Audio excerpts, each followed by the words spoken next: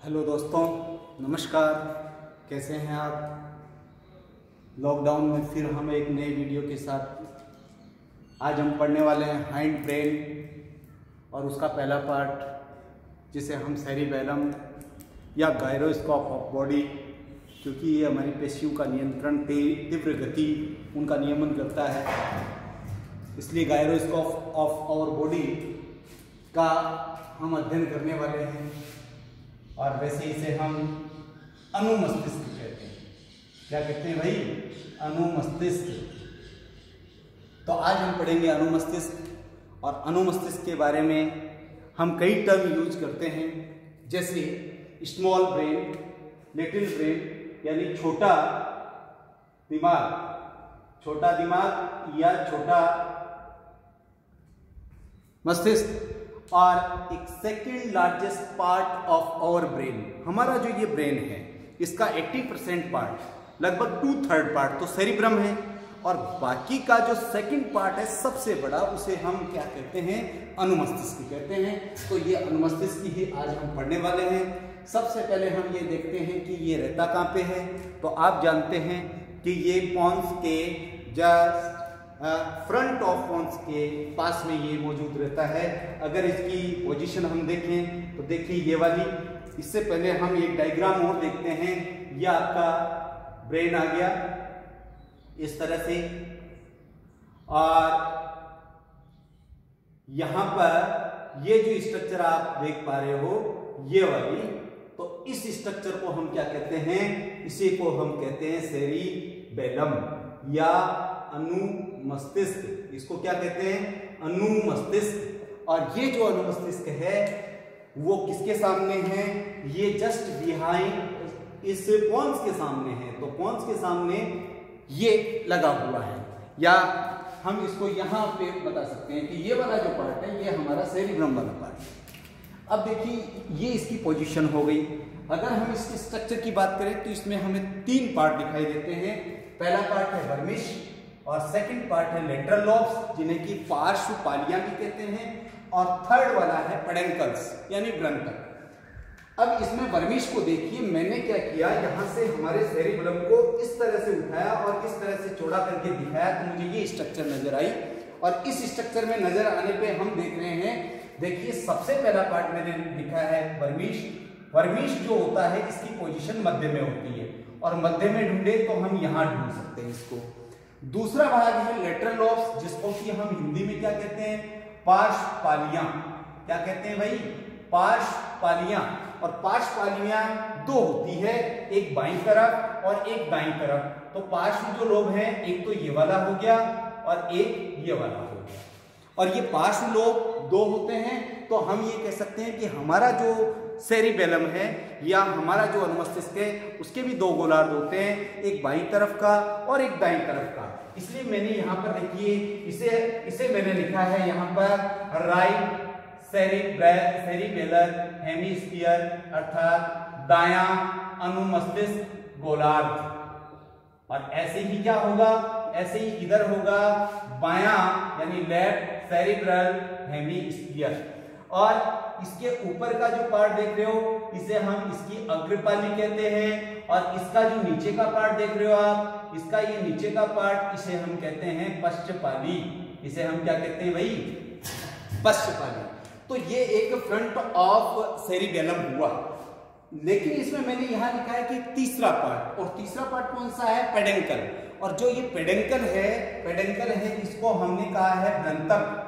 और ग्रंथक वो संरचना होती है जो पादनुमा जो अन्य भागों को जोड़ती है। और ये जो ग्रंथक है ये किससे जुड़ा हुआ है? ये किससे बना हुआ है? तो ये बना हुआ है माइलिन युक्त तंतुओं से। ये किससे बना हुआ है? माइलिनेटेड जो नर्व फाइबर होते हैं उनसे बना हुआ है। और इसको अगर हम देखें तो हमें इसके एक तो एंटीरियर पेडेंकल, एक मिडिल पेडेंकल और एक पोस्टीरियर पेडेंकल, 3 तरह के पेडेंकल नजर आते हैं। तो एंटीरियर जो पेडेंकल है उसको बोलते हैं अग्रग्रंथक, और इसको बोलते हैं मध्य ग्रंथक, और इसको बोलते हैं हम पश्च ग्रंथक। अब चूंकि हमने देखा कि सेरिबेलम जो है, अनुमस्तिष्क जो है, उसके दो गोलार्ध होते हैं, तो ये हमने एक गोलार्ध के पडंकल देखे, तो हम ये कह सकते हैं कि जो इधर वाला और इधर वाला दो सेरिबेलर हेमिस्फीयर है, तो एक जोड़ी अग्र पडंकल होंगे, एक जोड़ी मध्य पडंकल होंगे और एक जोड़ी पोस्टीरियर पडंकल होंगे। और इनका काम क्या होगा, ये क्या करता है, मिडिल लोब को जोड़ने का काम करता है। इसको मध्य मस्तिष्क को या ऑप्टिकल लोब को, या फिर मैं कहूं कि जो कार्पोरा क्वाड्रिजेमिनी है, मध्य मस्तिष्क को जोड़ता है। किसको जोड़ता है? मध्य मस्तिष्क को। मिडिल वाला जो पार्ट है वो जोड़ता है किसको? पोन्स को। पोन्स वेरुलाई जो है, ये फूली हुई स्ट्रक्चर, इसको जोड़ने का काम कौन करेगा? मिडिल वाला पार्ट। और पोस्टीरियर जो पार्ट है वो जोड़ता है मेडुला ओब्लोंगेटा को। इट मीन्स ये हुआ कि इसको जोड़ने के लिए यहाँ पर ये सॉलिड, ये कैसा होता है? ये सॉलिड होता है, ठोस होता है भाई। इसमें किसी प्रकार की गुहा नहीं मिलती, इसलिए हम एंटीरियर, मिडिल और पोस्टीरियर पडंकल को पढ़ते हैं। और ये जो इनकी पोजीशन देखें तो हमें कहाँ नजर आएगी? यहाँ पर देखिए, एक तो मैंने संरचना यहाँ बना दी, एक संरचना मैंने यहाँ बना दी और एक संरचना मैंने यहाँ बना दी। तो इसको देखने पर हमें पता चलता है कि जो ये ऊपर वाली संरचना है ये एंटीरियर है, ये बीच वाली है वो मिडिल है, और ये लोवेस्ट वाली जो है ये कौन सी है? पोस्टीरियर है। तो इस तरह से हमने देखा कि ये फ्रंट व्यू।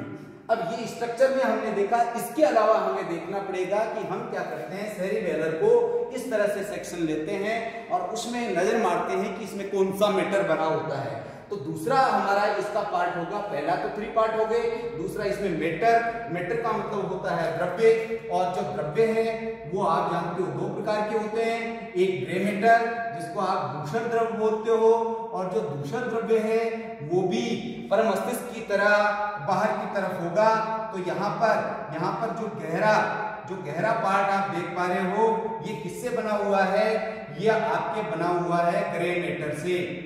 ग्रे मैटर, और ग्रे मैटर को क्या बोलते हो? दूषण द्रव्य, अर्थात ये साइटोन और नॉन माइलेटेड फाइबर से मिलकर बना हुआ है। तो ये वाला जो पार्ट है वो ग्रे मैटर का होगा, और ग्रे मैटर हमेशा बाहर की तरफ होता है, जैसा कि हमारे परमस्तिष्क में था, वहां भी बाहर की तरफ था। और बाहर की तरफ होने से इसकी जो रिएक्टिविटी है वो देन ज्यादा होगी व्हाइट मैटर के, इसलिए हम सीसी पावर जब भी तो कह रहे थे, जो क्रेनियल कैपेसिटी हमारी डेवलप हुई है वो क्यों हुई है? क्योंकि हमारा जो सेरिब्रम है और सेरिबेलम है दोनों में ग्रे मैटर बाहर है, जिससे कि रिएक्शन जल्दी होती है। तो आप देखिए, एक तो दूषण द्रव्य हो गया, एक व्हाइट यानी श्वेत द्रव्य, दूसरा कौन सा हो गया? श्वेत द्रव्य। तो श्वेत द्रव्य कहाँ मिलेगा? ये मिलेगा भीतर की ओर और ये मिलेगा बाहर की ओर। लेकिन ग्रे मैटर को अगर ध्यान से देखा जाए तो इसमें देखिए ये संरचनाएं मैंने कुछ बनाई हैं जो कि आपको फ्लास्क जैसी नजर आ रही है।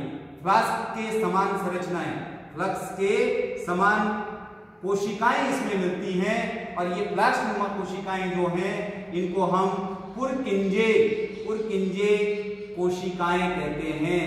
क्या कहते हैं भाई? पुरकिंजे कोशिकाएं। और ये जो पुरकिंजे कोशिकाएं हैं, आपको याद होना चाहिए कि जब हमने हार्ट पढ़ा था वहां हमने उसकी स्ट्रक्चर में पुरकिंजे फाइबर पढ़े थे, और यहाँ हम पुरकिंजे सेल्स पढ़ रहे हैं, और ये मिलेगी कहाँ पर? ग्रे मैटर में। दूसरी तरफ अगर हम देखें तो व्हाइट मैटर है, और ये जो व्हाइट मैटर है ये अंदर की तरफ होगा। और व्हाइट मैटर की सबसे बड़ी विशेषता है, अगर मैं यहाँ इसको दिखाना चाहूँ तो आप देख रहे हो यहाँ पर वृक्ष के समान संरचनाएं नजर आ रही है, वृक्षनुमा संरचनाएं नजर आ रही हैं। और ये वृक्षनुमा संरचनाएं जो आपको नजर आ रही है इनको हम कहते हैं प्राण वृक्ष। इनको हम क्या बोलते हैं? प्राण वृक्ष। और ये प्राण वृक्ष किसमें मिलेंगे? श्वेत द्रव्य में। और ये प्राण वृक्ष क्यों है?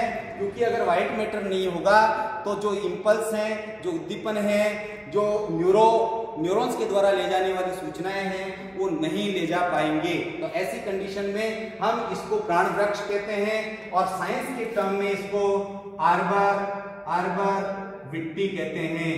क्या कहते हैं भाई? आर्बर विटी, इसको प्राण वृक्ष को। और ये किसमें मिलती है?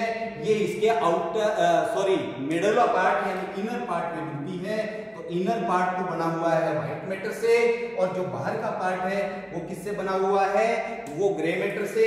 तो ग्रे मैटर जहां मिलेगा वो कोर्टेक्स कहलाएगा, और इसमें भी गायरी और सल्काइस यानी उभार और खांच, उभार और खांच दोनों इसमें भी मिलते हैं, जैसे कि सेरिब्रम में मिला करते थे, और ये इसकी कैपेसिटी को बढ़ाते हैं, इसके पृष्ठीय क्षेत्रफल को बढ़ाने का काम करते हैं।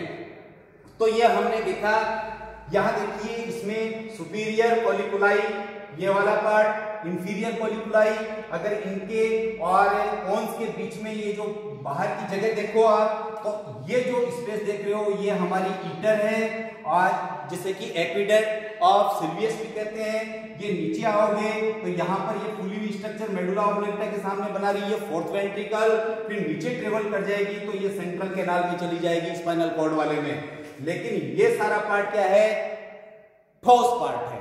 अब हम ये देखते हैं कि साहब ये इसकी स्ट्रक्चर हुई, इसमें प्लास्टोमा जो संरचनाएं थी उनको हमने पुर्किंजे फाइबर या सॉरी पुर्किंजे सेल्स कह दिया। तो अब हम ये देखते हैं कि ये जो सेरिबेलम है उसका मेन फंक्शन क्या है। तो अगर इसके फंक्शन की बात करें तो मैंने इसके मेजर 3 फंक्शन लिखे हैं। एक तो मैंने लिखा है बैलेंस ऑफ बॉडी, इसका मतलब होता है शरीर का संतुलन, शरीर का संतुलन बना के रखने का काम कौन करेगा, आपका सेरिबेलम करेगा। अगर कोई शराब पी लेता है तो फिर इसके ऊपर इफेक्ट होता है, और इससे हमारी जो मस्कुलर एक्टिविटी है उसको कंट्रोल, उसका कंट्रोल सेंटर जो है नहीं कर पाता, और इस वजह से शरीर का संतुलन नहीं मिल पाता। दूसरा, कोऑर्डिनेशन ऑफ मस्कुलर एक्टिविटी, जो हमारी मांसपेशियां हैं उनके द्वारा जो भी पेशीय क्रियाएं की जाती हैं, उन पेशीय क्रियाओं को करने के लिए ये रेस्पॉन्सिबल है। जैसे आप दौड़ रहे हो या टॉकिंग कर रहे हो या टाइपिंग कर रहे हो, तो ये जो आपकी मस्कुलर एक्टिविटीज का जो बैलेंस है वो ये बना के रखता है। और जितनी भी अनैच्छिक क्रियाएं हैं, इनवॉलंटरी एक्टिविटीज, उनके लिए भी हमारा जो गायरोस्कोप है, जो हमारा सेरिबेलम है, वही मेन रूप से फंक्शन करने वाला है। तो इस तरह से हमने सेरिबेलम को या गायरोस्कोप को या हाइंड ब्रेन के फर्स्ट पार्ट को हमने पढ़ा। नेक्स्ट वीडियो में हम इसका अगला पार्ट पढ़ेंगे जो कि पोन्स होगा, और उसके साथ में मेडुला ऑब्लोंगेटा होगा। Thank you for watching.